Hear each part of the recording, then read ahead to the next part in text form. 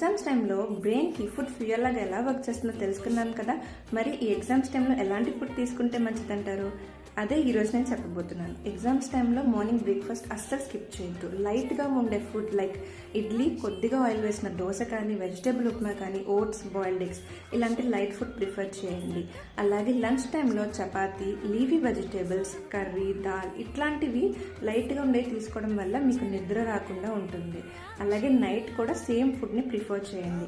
Exams టైంలో daily ఒక ఫ్రూట్ని compulsory తినండి. అంటే బనానా కానీ, యాపిల్, ప్రొమోగ్రనేట్ ఇవి మీ బ్రెయిన్ని యాక్టివ్ చేస్తే ఇన్స్టెంట్ ఎనర్జీని ఇస్తాయి. అలాగే నానబెట్టిన గుప్పెడు పల్లీలు, ఆల్మండ్స్ కానీ, వాల్నట్స్ కానీ ఇవన్నీ నానబెట్టిన రూపంలో తీసుకోండి.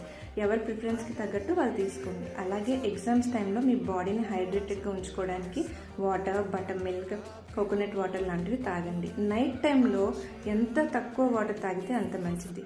టిప్స్ ఫాలో అండి. నచ్చితే లైక్ చేసి, ఫాలో చేసి, కమెంట్ చేయండి. Thank you.